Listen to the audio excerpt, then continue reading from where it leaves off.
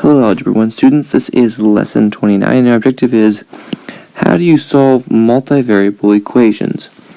Well, multivariable, multi just means more than one, and variable would be the variables or the letters in there. So we have more than one letter in our equation.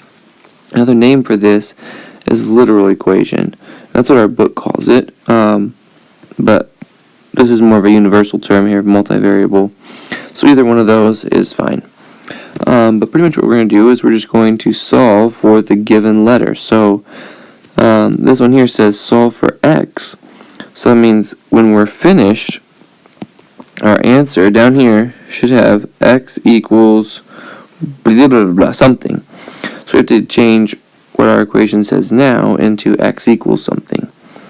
So let's see. We'll do the same principles here. We're trying to get this part by itself, or really we're trying to get that x by itself. So let's do opposite operations. Right now we have a negative 5, so then let's add 5. If we add 5 to one side, we must add 5 to the other. And then this negative 5 plus 5 is just 0, so I have negative 3x plus 0. And on the left hand side I can't add y and 5, so I'm just going to say y plus 5. Well, really on the right hand side I don't need to write this plus 0, so I could say that's just negative 3x. And then to solve this, negative 3 and x are multiplying by each other, so the opposite of multiplying is dividing. So I'm going to divide both sides by negative 3. And so then this part here, the negative 3's will just become 1. So the right hand side I'll have x. And the left hand side I can't simplify that anymore, so I just have y plus 5 over negative 3. And notice I have x equals something like I was trying to get down here. So that is my answer. Normally we might write it the other way, like x equals y plus 5 over negative 3, but really either way is fine there. Alright, a couple more. Like example 2, this one says solve for r. So our end goal is to have r equals something, because it says solve for r. So let's go ahead and try to bring all of anything that has an r in it, like this and this, to one side, and everything without r's, namely this, this, this, and this, to the other side. Now, simply because I'm saying that this is a 3r and that's a 4r, I'm going to bring all my r's to the right hand side because this number is bigger than that number. It'll just help me end up with a positive r. But either way, you could do this. I just think it's going to be a little bit simpler. So, what I'm going to do is I'm going to add 4s. I'm adding 4s because here's a negative 4s. So then I'm going to add 4s, and that will make this part become 0. And at the same time, I'm also going to add 8.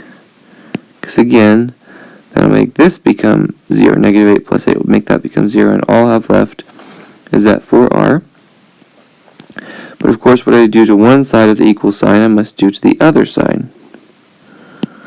So I'm going to add 4s. And this is s is here, so I'm going to put it underneath that. And I'm going to add 8, because these are my constants here.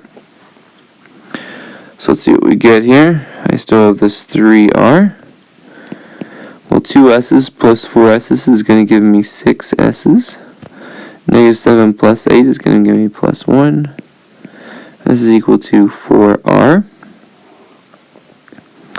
Now let's try to get these r's to the other side. So I'm going to subtract 3r and subtract 3r. So 3r minus 3r just gives me 0. And I didn't change the rest of this, so this is going to give me plus 6s plus 1 is equal to 4r's minus 3r's just gives me 1r, or I can just say r. And of course, I don't need to write plus 0 on that. So I could just say r is equal to 6s plus 1, or I'm going to write that the other way. R is equal to 6s plus 1.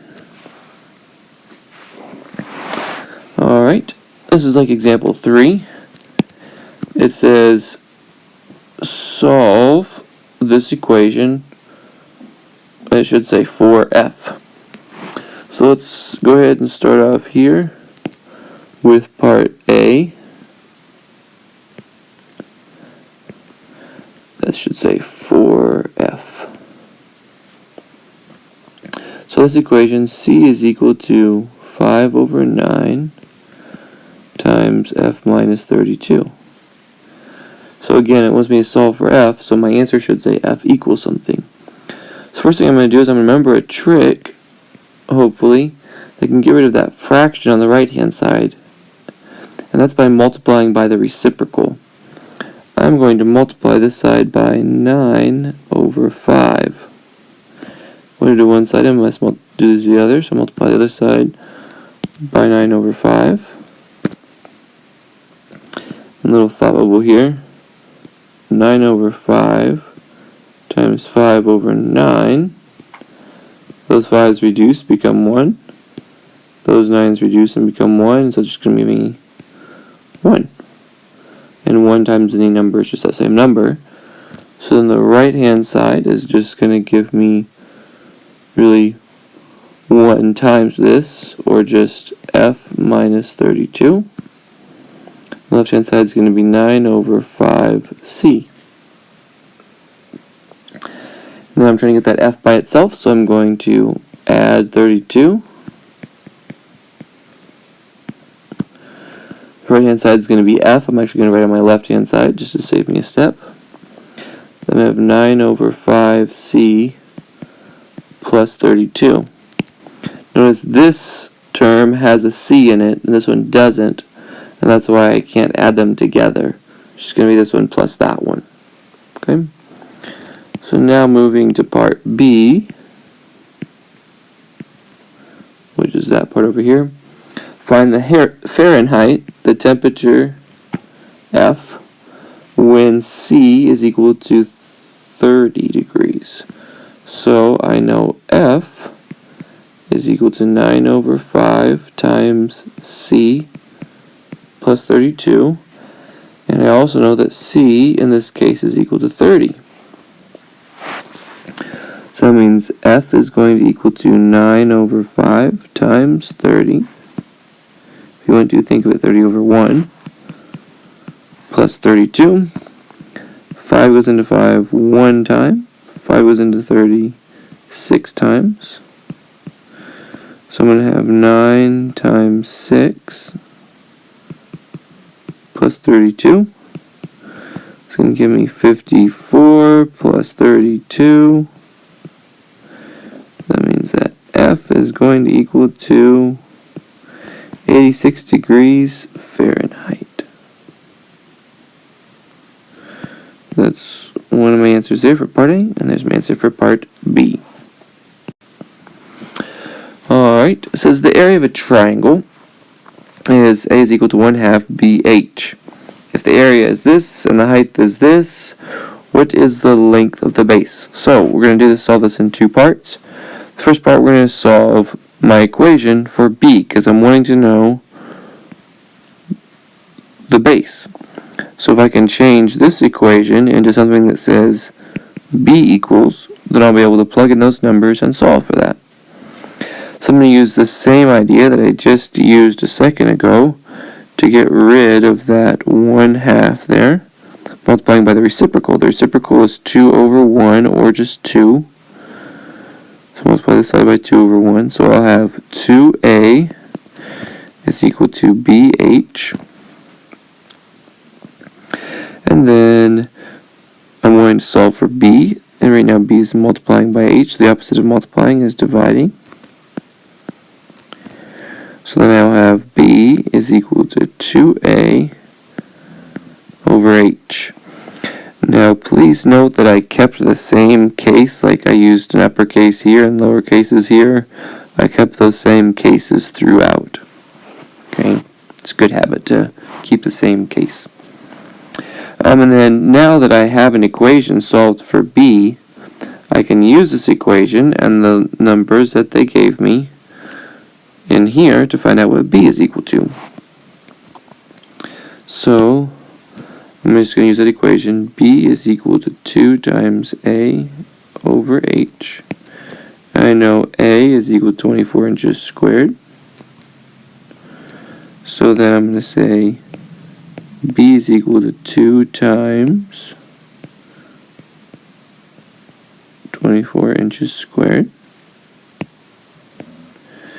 divided by, my h is 4 inches, so I'm going to say, instead of my h, I'm going to say 4 inches.